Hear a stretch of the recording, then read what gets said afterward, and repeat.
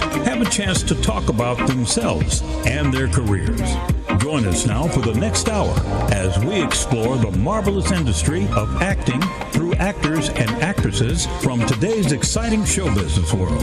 And now, here's your host, Ron Brewington.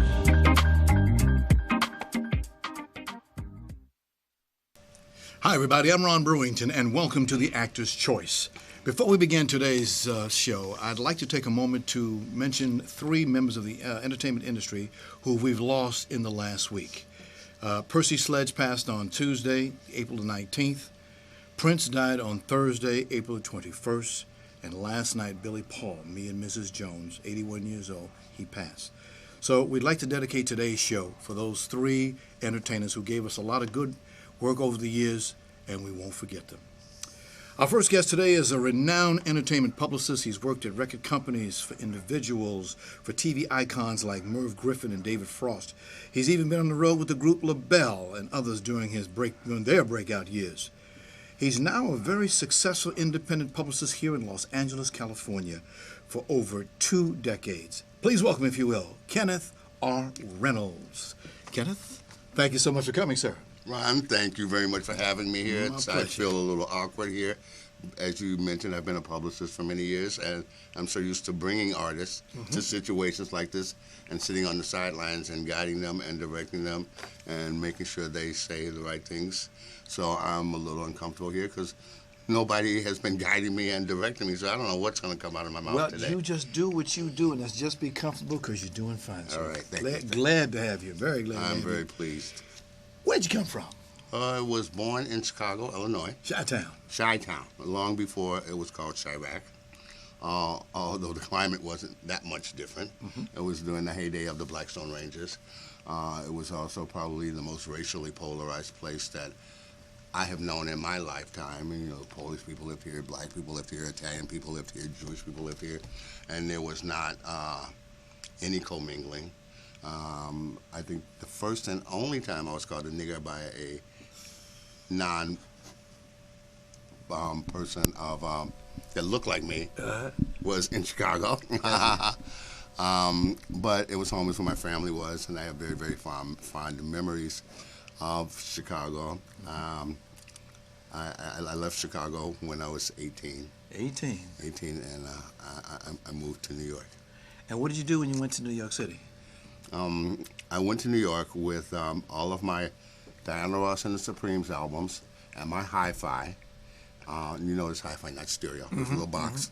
And $50 because I had just gotten my FCC third-class license, and I wanted to be a disc jockey. And at that time, they were called disc jockeys, not air personalities. Yes, or talents. And a friend who I had gone to school with convinced me that true to the song, if you can make it anywhere, you can make it in New York. And I went to New York to pursue this goal of becoming a disc jockey.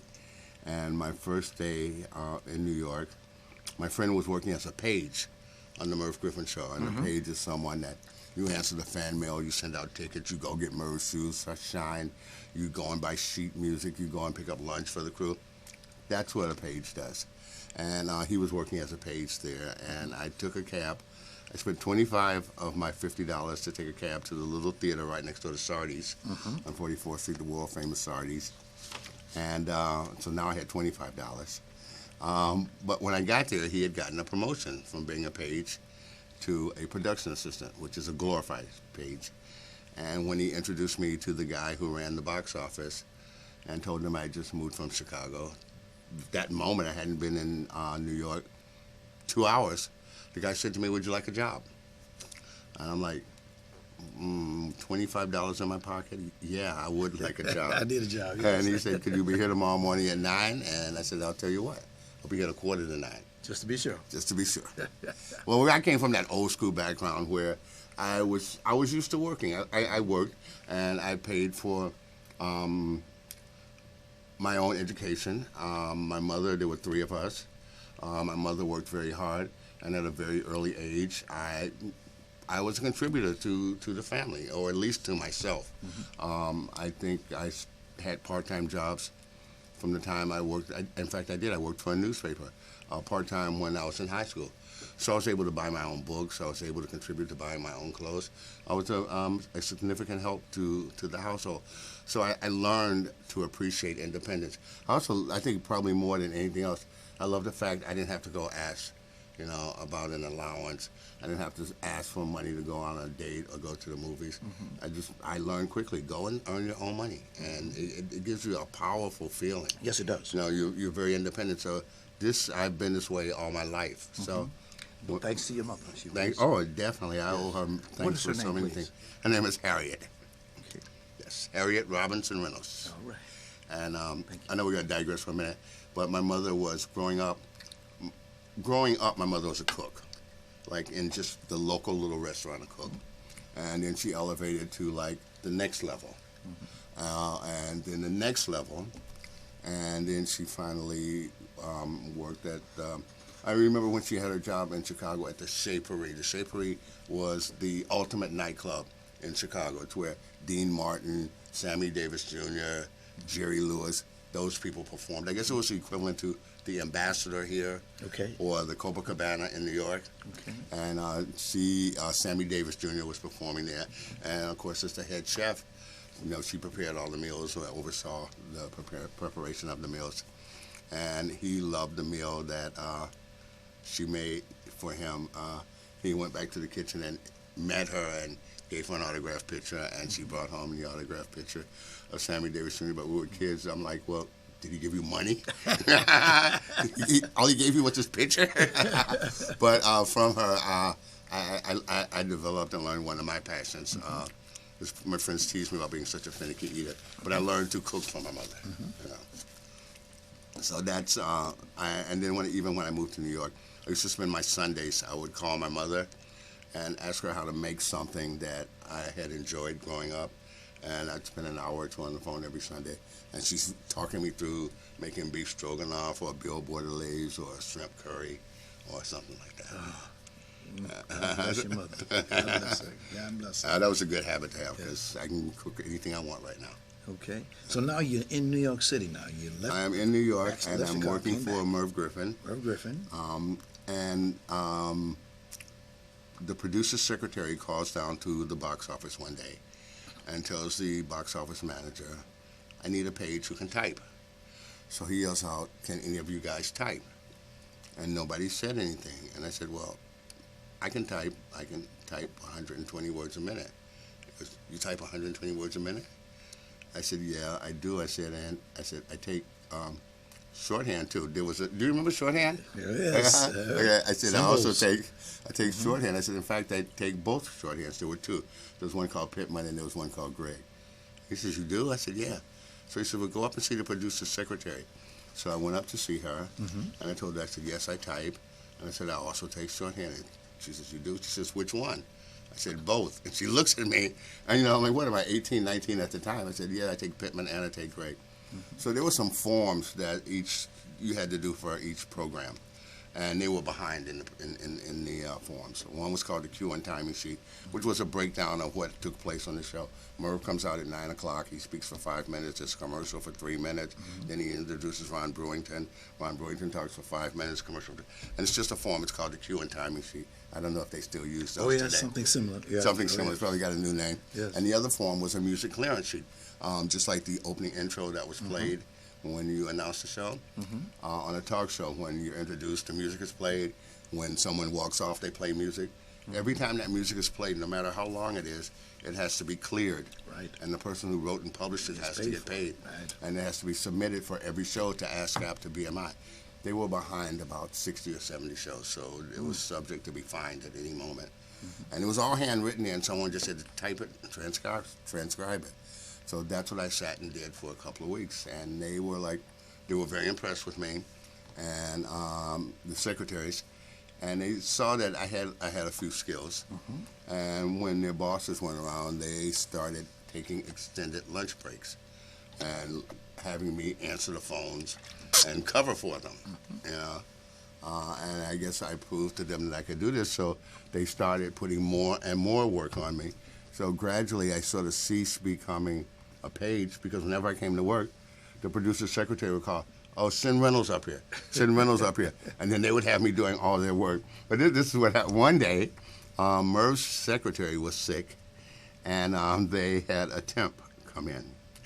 And Merv had given the temp an instruction to get William Morris on the phone. William Morris is, of course, the big agency. Big agency in L.A., yeah. The temp had absolutely no idea. And I guess she went and looked up this information, and she went back to him and said, "Mr. Griffin, I'm sorry, Mr. Morris has been dead for many years." Oh, man. So she was fired on the spot. On the spot. On the spot. They sent her home. And I get the call, and "You've got to go up and work for Merv today." I had met him, but I didn't have any real relationship with him. And I'm like, "I don't think I can do that." And they're like, "No, you have to do that." And I'm like, "No, I really don't think I can do that." I was petrified. You know, I was like, and I remember Linda Fenton, who was the producer's secretary at the time, is today the producer of The View. She's like, "No, you have to do this. Okay? You have to go up there. We can't take a chance and send anybody else up." So they sent me up, and we got along famously. I got to know him well. His secretary was sick a lot, and it got to the point that when she was going to be sick and when she was going to be out, they would request me. And she would even call me ahead of time, "Hey, Ken, I'm going in the hospital for surgery this week. This is what I need. This is what's on this book." And, you know, and he was great. I mean, he would throw me extra money. He would buy me lunch. He'd buy me breakfast. I mean, I got paid for my job. But, you know, at the end of the run up there with him, he'd throw me a couple extra $100 in cash and stuff. And this, $300, $400 back in the late 60s, early 70s. That was big money. That was my rent. Yes. And he would sometimes one of my early tasks there was a little alley on the side of the theater, and the pages had a responsibility called alley duty, which meant you had to wait for Merv to walk out of the door and then walk him to his car to protect him from all of these little blue-haired old ladies that were bothering him for his autograph. It was like the easiest thing. And my first day there, I got an alley assignment, and I'm like, "You can't give me this job. I haven't even met the man yet. You know, I got to go wait in a dark alley in New York City for this white man to come get off the elevator. He's going to see this big black man. He's going to scream and have a fit and think I'm a mugger. The police are going to come. This is going to be the end of my career in one day." But it's like they stick this on the new person because nobody wants to do it. So I'm there waiting. I hear the elevator click. It's like, "Oh God, here he comes." You know, like what am I going to say to him? I'm going to explain to him who I am. You know. And the elevator opens, and he steps out of the elevator, and I stick my hand out to tell him who I am, and he says, "Hey, Kenny Reynolds, how are you? How was your first day at work?" Broke the tension, broke the ice. I'm like, wiped the sweat off my brow. I'm like, oh God, okay. He was that kind of guy. He was that kind of guy. He was. And he says, "This is real easy." He says, "Hold my briefcase." He says, "Whatever you do, don't stop. Keep walking. When we get to the car, hand me my briefcase back," and that's it. And I did what he said, and I don't think he signed more than 3 or 4 autographs because he just kept walking, signing autographs. He never stopped. And by the time he got to the car, he had only signed like 3 or 4 autographs, took his briefcase. It's easy, wasn't it? He got in his car. After a while, sometimes, it's interesting, we were not neighbors. I don't know if you know New York City, but he lived on, oh, you know it well. He lived on 72nd and Central Park West, yes, 73rd, exactly where it's at, yes. right next to the Dakota. And I lived on 78th and Riverside Drive. Got you. And he would sometimes give me a ride as far as his house. He said, "Come on, I'll give you a ride." But it was interesting. He only gave me a ride as far as his house. Yeah. Chauffeur. Right. But I would always get out at his house. The chauffeur never took me any further. But that's okay. I appreciated that because it got me out of Midtown. Right. So And those are short blocks to walk. those are very short blocks. No I problem. jumped on the subway. I took a taxi at that point. Yes. I have to tell you a story about a lady I used to work for when I was in New York City. She was a famous interior decorator, and she would do the same thing. I'll tell you the story another time. It's a very long story. Okay, all right.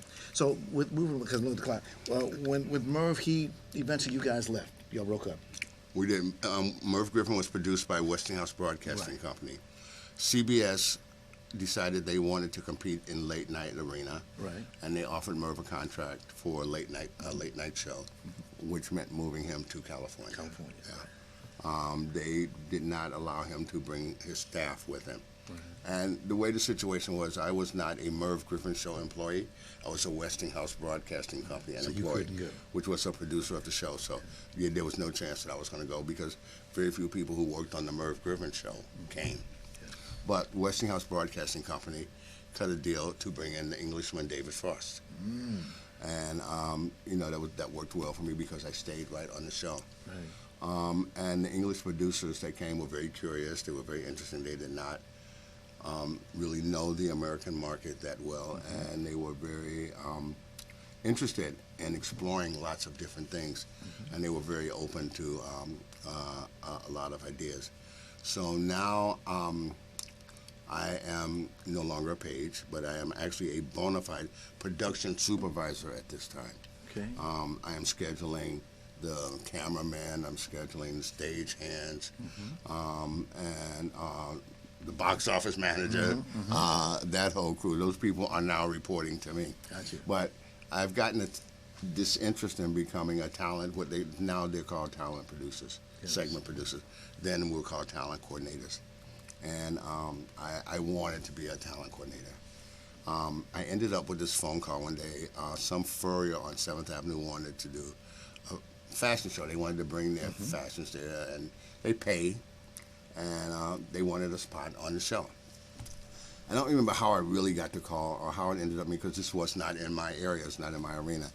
But I went to the producer and I told him, and he says, yeah, he says, is this nice or the first night? I said, he says, can you handle this? I'm like, yes, I think I can handle this. So I came up with this novel idea to have the staff model the fur coats on the show. And I did that primarily because I guess you know that even if you work for the show and you go in front of the camera, you have to be paid. That's right. Okay. Union and rules. of course, I planned to be one of the models because I wanted to be paid. That was my whole point in doing this. And I picked, and it was men. It was only men. There were men's fashions. So I picked the key guys who worked on the show, and their ego, they were interested in it. I picked myself because I think the after scale rate was something like $138 at the time, but that was money at the time, and I did it, and it was very successful. It was a big, it was a big fun moment, and everybody was happy with it. I then encountered this situation with Valerie Simpson, and I went back to Ashford and Simpson, and I went back. She had a solo album called Exposed, and I went back to the producer and asked about Valerie. And I knew David was an intellect. And one thing about David that was different from a lot of other talk show hosts, he liked to sit and hear what the guest had to say. Gotcha. Most talk show hosts, that guest is there just for them to pass jokes off. That's all about. It's all about them, and you're their side man. But with David, he wanted to probe into the individual. And he loved the idea of having songwriters, singer-songwriters, especially people like James Taylor back in the day. And I thought, Valerie Simpson is his kind of guest, And he did not know her, but he knew her songs, And I went and I told them about her, and they were very interested. And this time I asked, could I produce the segment? There was not, of course, there was not another black person working in the building. And the producer, an Englishman, Peter Baker, he said yes. And then Valerie Simpson's people said, well, can you do Ashford and Simpson? And I said, let me try. I think it's going to be hard because it was hard to sell Valerie because they didn't know who she was. And they would not take Ashford and Simpson, but they did take Valerie. Dick Gregory was on the show that day, and someone luckily fell out of the show. And Valerie was scheduled to do 2 songs. And she paneled, sat down with David. And she ended up staying out the whole show because she's an intelligent, articulate woman. Yes. And whatever civil rights issues, whatever political issues, whatever entertainment issues they were discussing, she could hold her own in the conversation. So she came out as the first guest, and she ended up being on for the whole show, which was great for me because I'm the one who introduced her to the show. It was great for David because she turned out to be a wonderful guest. I don't remember who canceled or who fell out that day. And of course, Dick Gregory is, what can you say about Dick Gregory? Dick Gregory is Dick Gregory. So I guess I was kind of on the road to being a full-fledged talent coordinator. But you met this lady, Lucille Ball? That Lucille Ball was an amazing situation. Yes. The switchboard operator was which was a friend of mine vicariously through work, and we used to hang out at lunchtime and stuff. And she calls me on the intercom one day, and she says, Ken, I have an agent from California on the phone who wants to book Lucille Ball on the show. Mm-hmm. So I'm like, okay, so why don't you tell it? Why are you telling me? Give it to one of the talent coordinators. She goes, he doesn't know who he wants to speak to. He doesn't have a name of anybody. I said, well, give it to the producer. She goes, dummy, don't you want to be a talent coordinator? Take the call. And I'm like, duh. I said, okay, give me a call. So I take the call. And I never lied to the guy. I never tell him I'm a talent coordinator. I was like, hi, it's Ken Reynolds. How can I help you? And he says, Lucille Ball has been named the Easter Seal chairperson for the year. She's doing a series of interviews. Lucille Ball did not do talk shows. She did not do that kind of thing. But because of her commitment to the Easter Seals telethon, she had agreed to do these interviews to promote the telethon. And she was going to be in New York, and they wanted a spot on the David Frost show. Right. So I knew all the questions to ask, like, does she need airfare? Does she need hotel? Does she need limo transportation? She didn't even want to be paid, but of course we had to pay her. And she didn't want anything. She had her own hotel, they had their own airfare, they had their own transportation to the theater. I said, I'll get back to you. Okay. So I'm in the meeting, I'm in the staff meeting one day, and we're going over all the things that are happening for the show. And on the producer's wall is that corkboard with little cards with the names of all the people, the guests that we'd like to have on the show. Richard Burton, Sophia Loren, Liz Taylor, Diana Ross, Lucille Ball. Okay. All the biggies, as they would say. So at the end of the meeting, I said, do we really want Lucille Ball on the show? They kind of looked at me like, are you kidding me? And they said, yes. So I said, okay. So everybody's beginning to sort of head out the door. And I said, well, I think I could get Lucille Ball on the show. And they're looking at me like, they kind of like stop it, like, okay, what is he talking about? Like I said, I'm 19 at the time. The other talent coordinators are, let me just give you an idea of who was in the room. John Barrett was in the room, who later went on to write In the Garden of Midnight Good and Evil. What's the exact name of the book? In the Garden of I forgot, I'm screwing up on the name of it. Okay. But became a major motion picture. Okay. Jonathan Reynolds, who was the editor, had been the editor of New York Magazine. Jeannie Vanderbilt, who was the wife of Alfred G. Vanderbilt. Yes. These were some really heavy people. Got a great in there. memory, they can. Great memory. And with this memory, we're going to do something. Let me stop for just a second. Okay. We got a couple pictures that we want to show people. Oh my God. I've saved this for you. I think you want to see something. Can you go, LaRon, can you go ahead and run that first picture, please? You look up there, and if you look up on the screen there, it says, My Life, Kenneth R. Reynolds. Okay, can you go on to the next one? Oh, yes. There we go. Okay. So tell us what we're looking at here. You are looking at quite a few year expansion of my life. It's one of my favorites. I mean, they're all my favorites, but of course, one of my very favorites is in the top right-hand shoulder with Mr. James Brown. Yes. But equally, I mean, they're all classics because next to him there's Cicely Tyson and Miles Davis. Right. And, you're right. I do have a great memory. James Brown was taken at my office up at Polygram Records. Miles Davis and Cicely Tyson was taken opening night of Your Arms Are Too Short to Box with God, starring Patti LaBelle and Al Green. Okay. The picture of me and Patti LaBelle, that's taken the night of the release party for her first solo album after she left the group LaBelle. Okay. And Mary Wilson and Ashford and Simpson. Mm-hmm. That is also taken the same night of opening night of Your Arms Are Too Short to Box with God. Okay. Next photo, please. That is Hilda Williams and Cynthia Beatty. Hilda Williams was vice president of Warner Brothers Records promotion department, and Cynthia Beatty was vice president of Columbia Records publicity department. Okay. All right, next one, please, sir. Oh, need I say? Supermodel Beverly Johnson. That was taken on the boat for Luther Vandross' listening party for the release of one of his albums. Okay. All right. Next one, please. Wow. That, of course, is Whitney Houston. And that was taken the night of her debut nightclub at the Bottom Line nightclub in New York City around 1983. Okay. All right. Next one, please. That was shortly after I moved to Los Angeles. That is the Reverend June Gatlin and her granddaughter, who is a grown woman now, and Reverend Michael Beckwith from Agape. Before he had his dreadlocks, right? You see, long before he had his dreadlocks. Oh, yeah, dreadlocks. Uh-huh. Okay. Who's next? This might surprise you. Who is that? Oh, my God.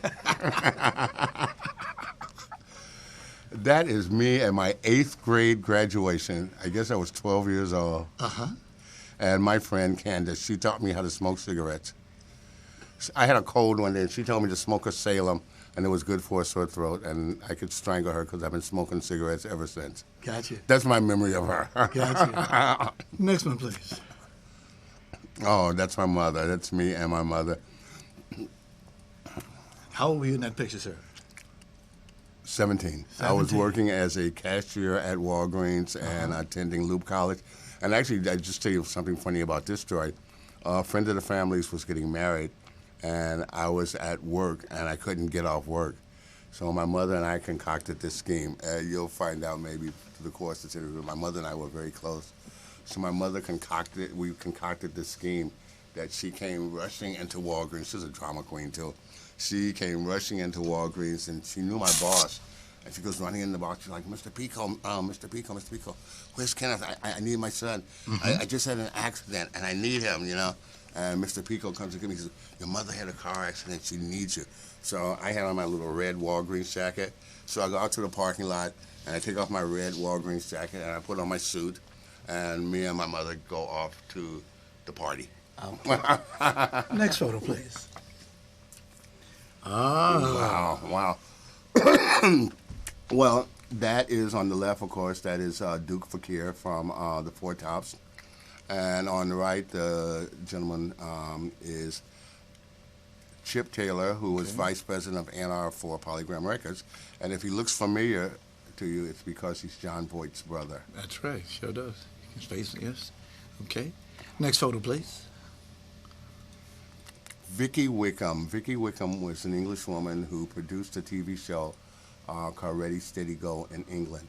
Vicky Wickham is also the woman responsible for the transformation from Patti LaBelle and the Bluebells into LaBelle. And she and I co-managed LaBelle together. That was at Elton John's release party for the debut of his record label, Rocket Records, at Studio 54. Okay. Next photo, please. Oh, me and LaToya Jackson.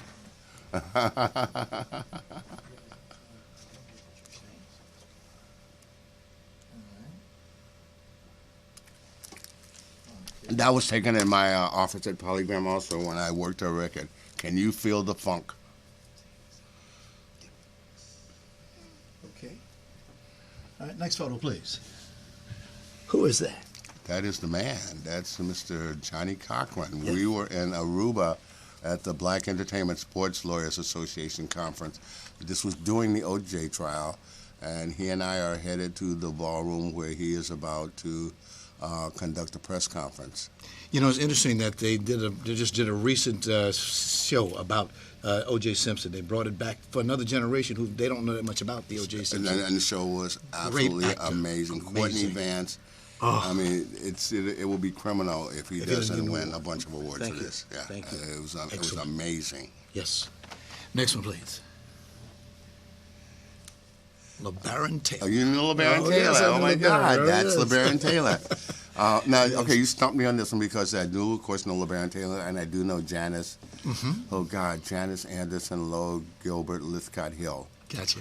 I don't remember where we were. I do see the liquor in the background, so I'm going to assume we were at some kind of function. Yeah. I remember that was the second Giorgio Armani suit that I ever bought in life. Yes. So I know the time period, so it's got to be around 1978 or 79, but I don't remember the function. All right. Next photo, please. Ashford and Simpson and Mary Wilson. That's the opening night of Your Arms Are Too Short to Box with God. That's part of that collage. Gotcha. Oh, we miss him so much.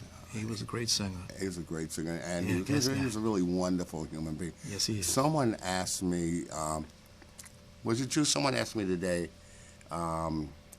is there any artist that I've worked with that I didn't like? And I had to really think about it. And there was one, which I'm not going to mention. But out of all the artists that I worked with, there is only one. And most of the artists that I worked with, I've had wonderful relationships with. Now they're managers or they're publicists or they're agents. Yes. That becomes another story. It's called ego. Mm-hmm. Their egos are generally bigger than the artists. Next one. I'm sorry, go ahead. I was going to say that Nick and Valerie they have always been amazing. I'm just going to tell another quick short story. I met Valerie when she did the David Frost show. Yes. Years later, I was at a party at Studio 54 with James Brown and Alvin Ailey, and I saw Valerie there. And I know that these people meet so many people over their lifetimes and stuff. And I'm not one to run up and like, hi, remember me? Yes. And I saw her, and it's like, but I was not going to bother her. I hadn't seen her in like 4 or 5 years. Mm-hmm. And she actually came up to me and she says, hi. She says, so you're not going to speak to me tonight? And I was like shocked, like, you remember me? You know who I am? And that's always really impressive. Yes.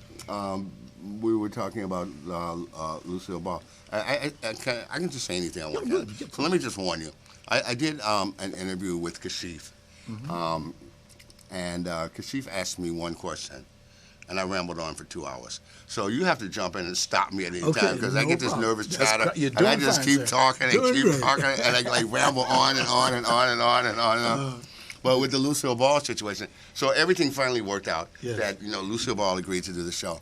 So I went to do what's called a pre-interview, where you go and you talk to the artists ahead of time, and bring back to the host what they want to talk about, what they don't want to talk about, et cetera, et cetera. So I go to her suite to meet her, and I had been talking to her manager on the phone. I'm very nervous. I wore my suit and tie that day. I remember I had a Brooks Brothers shirt and tie. And one other talent coordinator, she went with me. Mm-hmm. And she had said, listen, I'm just here for support. I'm not going to get involved unless I feel you're getting off the track or anything. Mm-hmm. Otherwise, this is your show. So Carol went with me. And we're sitting in the suite, and the manager's in, making a little small talk. And the door to the bedroom opens, and I Love Lucy walks out. Famous redhead. The famous redhead, right? It's like, I mean, we all grew up watching I Love Lucy. Yes. We all love Lucy and her antics, And she walks out of the room, and she walks straight over to me, and she goes, hello, Mr. Reynolds, how are you? I'm like, and we hadn't even been introduced yet. Right. So, I mean, it was like humbling that she had been briefed on who I was as well. Mm-hmm. And remember, it was like real interesting last night at Maverick's Flat. I never met Eddie Levert until yesterday. I've spoken to him on the phone twice all last week. He walked in the club, and I went up and I said, Mr. Levert. And he said, Ken Reynolds. I'm like, how do you know I'm Ken Reynolds? He says, I spoke to you on the phone. I know your voice. Wait, you spoke to me on the phone twice, and you know my voice? How many millions of people have you spoken to? Yeah. But that, to me, said something about the ear of a singer. Yes. I mean, that blew my mind. But the fact that she also, that she was prepared to meet me. I mean, I'm all excited about meeting her. Mm-hmm. But someone has taken time to tell her about me. That sort of blew my mind. Okay. Doing fine? Oh, please tell us one thing. You wanted something about a drink. Can you tell us that quick story? Yes, I can. Yes. When she came into the room, she offered us a drink. Uh-huh. And I was drinking Scotch and tonic at the time. And my friend Carol, my coworker Carol, asked for a gin and tonic. She made the 2 drinks, and she extended the drink to Carol. And Carol took it, and then she extended my drink. And she looked at me, and she says, how old are you? And I said, I'm 19. She says, oh, no, you can't have this.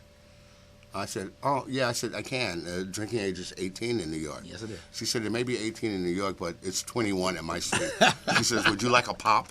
And I don't know if anybody else would have gotten that, but because I'm from the Midwest and she's from upstate New York, very few places in the world do they say pop. Exactly. They say soda. Soda. So she gave me a Coca-Cola, and she would not give me my drink. I'll be there. Next photo, if you would, sir. Next photo. Oh, what a story. Can you go? We did this one. Can you go with your next one, please? Okay, we hit this one already. Okay. That's Beverly Johnson at a, I think that was a Luther Luther Vandross's Vandross listening record party, club, yeah, record release Okay. party, yes. All right. Whitney, the Now, opening. there's Whitney Houston. You had a special relationship with her, did you not? I did. This was the opening. This was her first solo nightclub performance at the Bottom Line in New York. This was before the album was released. It was like just months before. It was like a preview before the album was released. I did work on her debut album. I was the product manager on that project. I was responsible for putting together the initial marketing plan. Yes. Which I think one of the exciting things for me was that I put together a 30-city tour that began with the release of the album, Valentine's Day, 1984. We started in New York. We did a big showcase in New York. Denzel Washington was there. Debbie Morgan was there. Jack Kay was there. Your buddy. My buddy was there. And we went to Washington, D.C. We went to Philadelphia. We went to 30 cities, and we had these little luncheons or dinners, visited record stores, radio shows, TV stations, met with newspapers, just a real meet and greet across the country, and it lasted about 6 weeks. Wow. It culminated here in Los Angeles. We were living in New York at the time. And when we got back to New York, the record had just blown up. It became like instant history. She had to immediately depart for Europe. I mean, it didn't just blow up in America, it blew up around the world. Right. Around the world. When you heard that she had died, how'd you feel? You know, I was in the hospital, and it was around the time that there seemed to be always a rumor about somebody dying, you know. Yes. And I'm like, oh, here these people go with these rumors, the stuff that they read on the internet. So I am in the hospital, and I'm laying in bed, and a friend calls. And he says, oh, did you hear Whitney Houston died? And I remember snapping at him, saying, like, you guys, you know, you really should stop those rumors. I don't know where you get this stuff from, but you really need to cut it out. And as I hung up the phone on him, on my TV, it flashes, singer Whitney Houston died. And I'm like, oh my God, he was not lying. It's like, and not only did that happen, but my doctor came in shortly after that and told me, he says, you know, look out the window, she's right over there in the morgue. I'm like, oh my God, this is like a little eerie, because we started out together, and here I am laying in a hospital bed.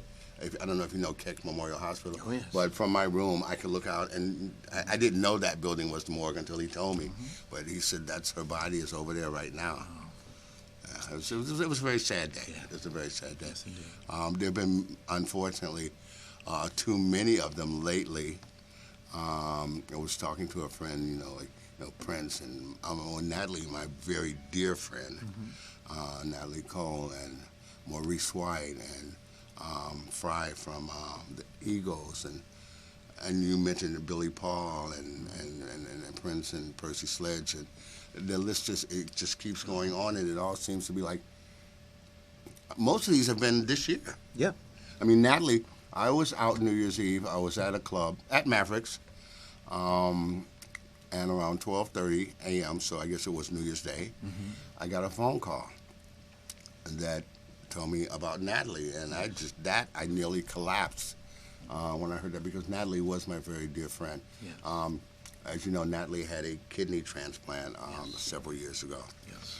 And shortly after she was diagnosed with renal failure, she had confided in me, and we had talked about it, and she was very courageous and very strong about it. A year later, I get diagnosed with kidney failure. So, of course, she was the first person I told. And she held my hand and walked me through it.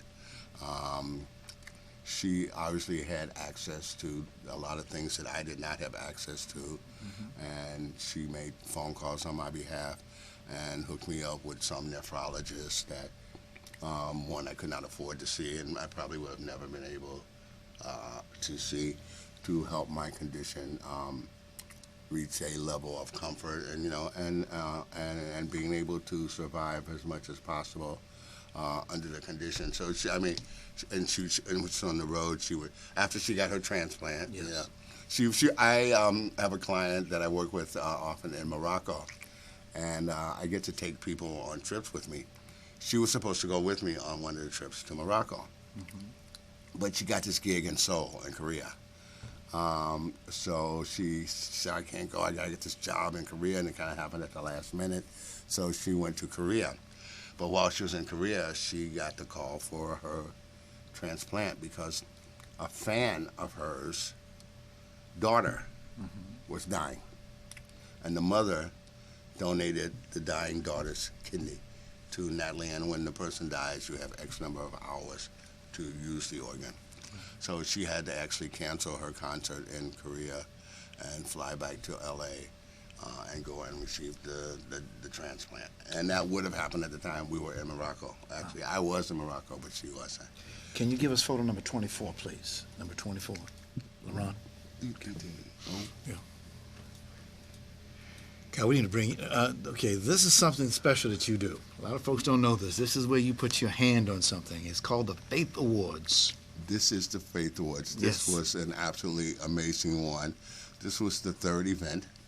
I've produced this for 3 years. Yes. And unlike a lot of the award shows, well, not unlike a lot of them, because as you know, Ken Sagoes is sitting here too, and the basis of his awards dinner is it's not focused on celebrity. It's not focused on Hollywood. Right. It's reaching out to the community, and of course, in his case, it's the students. But in the case of the Faith Awards, it's people of the community who have our slogan is ordinary people doing extraordinary things. Right. This year we had a black female partner architectural firm, an executive at UPS. This kid, Kenneth Reynolds, was just the most amazing thing. I was watching the news one day, and I saw this homeless kid who for 4 years went to Loyola Marymount, sleeping on buses, living in cardboard boxes on Skid Row, and managed to keep a perfect attendance record and a perfect A scholar, 8.8 grade rate at school, and graduate from school. And I thought, okay, he embodies what we talk about with the Faith Awards. Yeah. And I tracked him down through Facebook, and that's how we came up with him. And you were there this year. I've been every one of them. Well, you saw what happened when this kid came on stage. Yes. I mean, he had the whole place in tears. His story was was amazing. He's so articulate. He's so bright. Yes. He is so accomplished, and I look for great things for him. Yes. Of course, Logan Westbrook. So what can you say about Logan? Great philanthropist. Phil Wilson, founder and executive director of the Black AIDS Institute, has done tremendous work for the community of color in terms of AIDS outreach and prevention. And the money that we raise is donated to the breast cancer research at the California Wellness Center under the director of my good friend, I'm happy to say, Dr. Dennis Holmes. Yes. We always like to identify a breast cancer survivor. Gotcha. We have the wonderful actress Judy Ann Elder this year. Yes. Hattie Winston has been our host. Although this year Hattie was under the weather because she had knee surgery, and she didn't recover quick enough.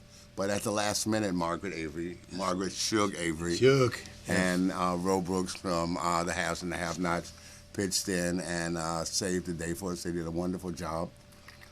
We also like to include a speaker with a medical message for people of color that particularly pertains to our group.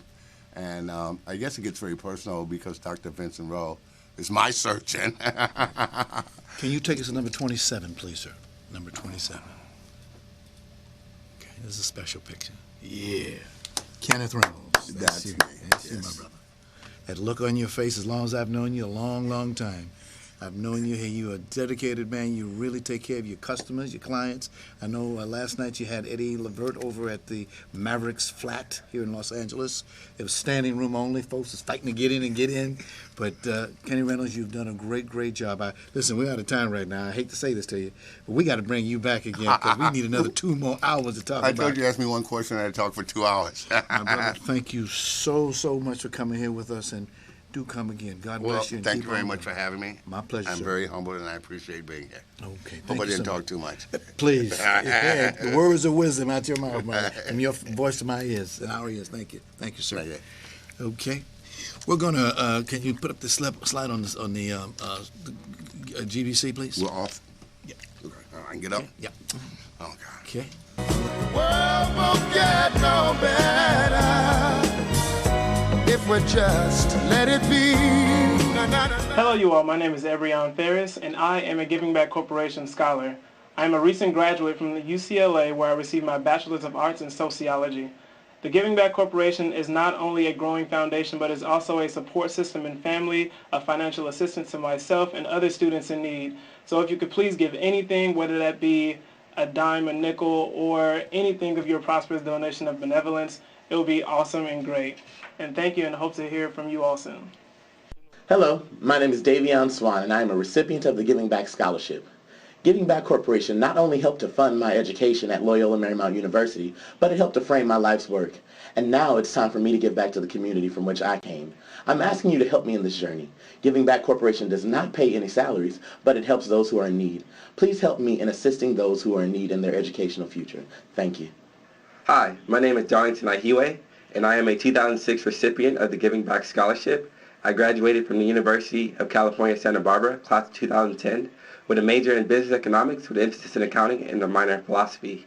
I'm here today to ask for your donation support to the Giving Back Corporation so it can help students like myself in their financial transition into the college life. I, once again, would like to ask for your support. Thank you. Hello, my name is Deshae Howard, and I'm a recipient of the Giving Back Scholarship. I graduated from Tuskegee University with a BA in Business Administration, and if it wasn't for Giving Back, I would not be where I am today. So I just ask that you please bless us with a donation for those that are in need. We really would appreciate it. Hi, my name is Terrell Sale. Okay, generosity to your fellow man is something that is really very special. And what you just saw was some persons who live in the community who have been the recipients of an organization called Giving Back. Our next guest knows exactly what it is to be generous, especially to inner city boys and girls. He's an actor known for A Nightmare on Elm Street 3 and 4, What's Happening Now, Rosewood, and others. He's also a writer, a director, and a producer. But each mid-April, you can bet your clock on it, our guest is known for a roast toast that he started 17 years ago. Here to tell you about his special project is Ken Sagoes, and he brought along with him a young man by the name of Clarence Williams IV. Welcome, gentlemen. Welcome. Glad to have you here. Thank you. Tell us about GBC. Well, GBC stands for the Giving Back Corporation. And I started this because in the path of my life, there's been so many who have given back to me. And it actually goes back to when I was a young man in Atlanta, living in a rough community called The Bluff. And it used to be this here very elderly lady that walked with a cane. And she had a fruit jar, and she would go around and she would beg for money when we were going to school and begging for money when she came back. And we used to actually joke with her, call her names and pick at her. But at the end of the day, the joke was on us, because when we graduated from high school and wanted to go off to college, she went to each one of us and she gave us money to pay for our books. And so I promised her and I promised God that I was going to always help somebody's child with an education. As of right now, this year we would have helped over 250 kids, putting them through college. Some have their PhDs, some are working on their masters. We have doctors, we have lawyers, and we have a director who graduated and directed his first SAG film, and we're now picking up the baton and passing the torch to them. And along the way, when we give this honor, we try to honor our past, and I want to honor the people who paved the way for us. And I bring the young people in there so they can see whose shoulders they're standing on. And we're now getting ready to give the baton to them. So in about 3 more years, I'm hanging it up, and they're going to take over. Clarence, you heard what he said. What does that mean to you, sir? Well, I think, first of all, it's just an amazing honor, and it's just a great feeling to know that you have this community of very successful individuals who want nothing for the best, but want nothing but the best for the youth, and they believe in us. And because they believe, we believe. And for my own personal story, I actually received a scholarship later on in my educational career. I was a directing major at Carnegie Mellon University, so I actually received a scholarship that helped fund my senior thesis film.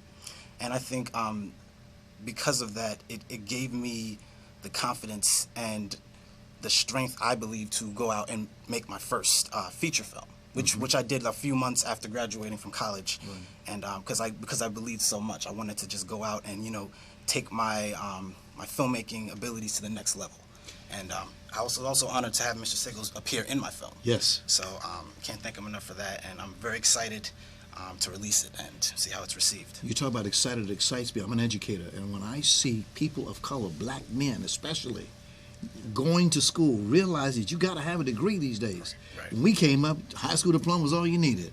Yeah. Nowadays, a master's degree won't even get you indoors in some places. Absolutely. You got to get that education. Yes, Yes, I sir. think what is so great about this year at the 17th annual, which we're going to be honoring the great actress, Miss Starletta Dubois, who has been on Broadway. She originated, not originated, but she has played all 3 female roles in A Raisin in the Sun.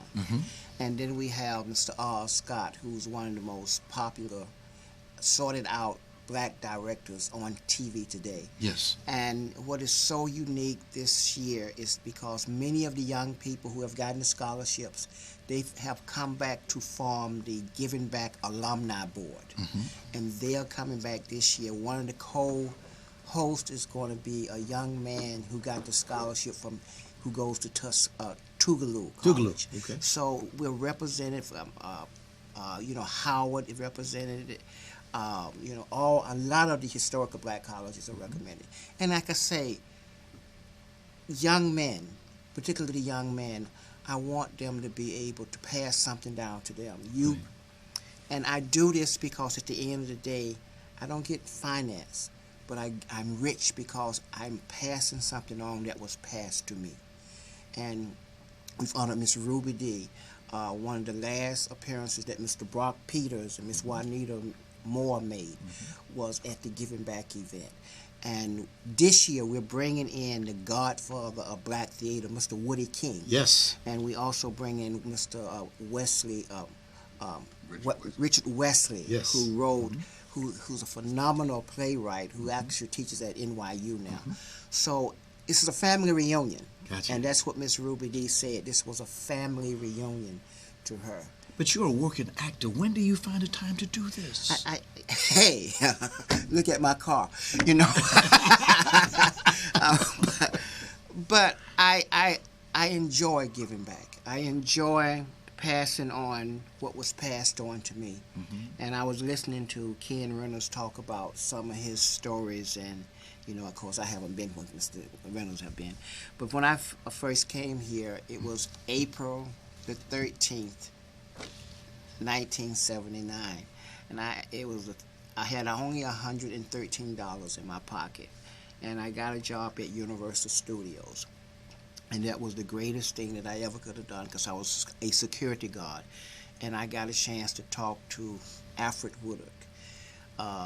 Lucille Ball used to grab my cheeks. Joan Rivers saved my job. Telly Savalas let me come and sit in on his workshop. I met many of the greats who took time to talk to me. George Byrne helped me with when I was doing stand-up comedy. So it's so many greats that have appreciated what I'm doing about giving back. So I like to say it's not me giving back, it's those before me that are giving back, and I'm just passing it on. And that's what's important, that I'm passing it on to these young people. I have to tell folks, you've got an acknowledgement for what you've done for your humanitarian efforts from the governors of Georgia, New York, Alabama, Michigan, Ohio, California, and North Carolina.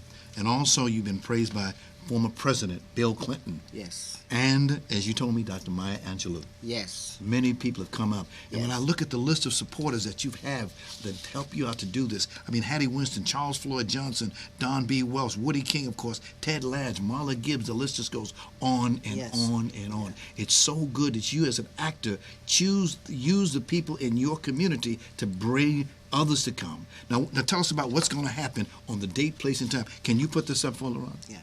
Well, this Saturday, April the 30th, we're going to have our 17th annual Celebrity Spring Toast Roast. We're going to be honoring Ms. Starletta Dubois and Mr. R. Scott. We got so many celebrities that's going to be in the house, from Garrett Morris to James Pickens. We hopefully Bill Duke is going to be there. Miss Della Reese is coming back. It's going to be a big reunion that's coming back. It's going to be nearly 500 years of entertainment that's going to be coming back there. It's going to be hosted by Thelma Hopkins, from Talia, Rhythm Around the Old Tree. And what's unique, we're going to have a young person that got the scholarship is going to be teaming with Thelma Hopkins. So it's like she, as the host, is going to be passing the hostship down to one of the young people. Clarence is going to be directing. He's going to be shadowing Miss Denise Dowse. So, so we're passing it on. And so we're bringing generations together this weekend. And it's going to be at the Doubletree Hotel in Culver City at 6161 West Centinela in Culver City. You can call at 310-226-6198. We do have a few tickets left. And so that you know, all the funds go to the kids. And it's going to be about 20 or more alumni members going to come back, so you can see where your money coming from. Some are flying in from New York, from Washington, D.C., and these are young people that want to say, your money, this is where your money went. Gotcha. So you said tickets. There's two different types of tickets. There's the VIP ticket, which you're closer to the stage. You get the toast with a little champagne. And then there's the regular ticket, which is still going to be close. They all great seats. You're just sitting around. One, you got some apple cider, and one, you got some champagne. And you're only asking for $100. It's not like you're asking for $100, $75, $100, $75. And you get a chance to eat. Yeah, food's good. You get a chance to eat, and you're going to be entertained. Yes. It's going to be members from this new Broadway-bound musical recorded in Hollywood. Recorded in Hollywood. Yes. Yeah. And of course, you're going to bring this young man with you? Well, he's directing me again this year. Yeah, I'm assistant directing the show with Miss Denise Dowse. So I'm very excited, and hopefully this, like Mr. Sagoes was saying, this could be the first time we're kind of combining the generations. Gotcha. Former recipients. One other quick thing. Yes, sir. I just the movie that was called Gorinos that he directed. I don't know if people don't know, but I'm the first African American to survive a horror film and return for a sequel, and this will be the first. I'm in the history books.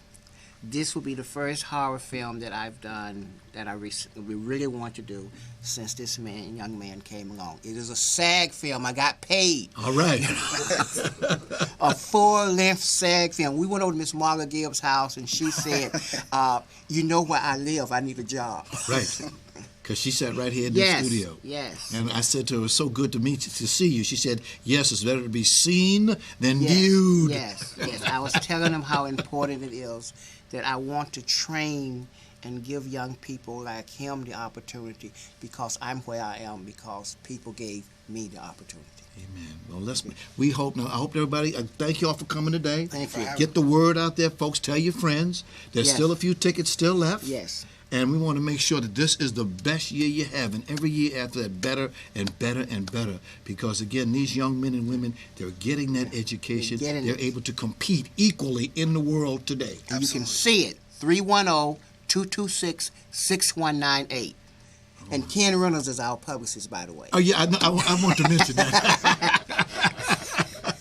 Indeed. God bless you guys. And listen, nice Thank to you meet so you, much. Mr. Thank you And you got a very famous name, by the way. You do realize yes. that. Yes, I'm sure glad to have it. Thank you. My brother, thank you so much. Ken, I want to thank all the good special thanks to Kenneth Reynolds, Mr. Sagoes, and of course Mr. Williams. Thank you. And you know, all. Mr. Reynolds, he got Kenneth Sagoes. He told me since I've been half where he been, he only allowed me to use Ken. You know how those publicists are. They do those kind of things. You know? Yeah. What can I say? Well, we'll see you guys on Sunday. Be there or be Saturday. square. Saturday. Be there or be square. Thank Yeah. you. Be there and have some fun and enjoy what you're going to see. It's really going to be special. And thank you for bringing Woody King Jr. A lot of folks want to see him. I haven't seen him in a long time. Thank you. He hasn't been here on the West Coast in a long time. I appreciate it. Bless you, brothers. Thank Bless you you so all. much. And again, thank you all for coming. And I'll say to you this, see you next week, next time we meet.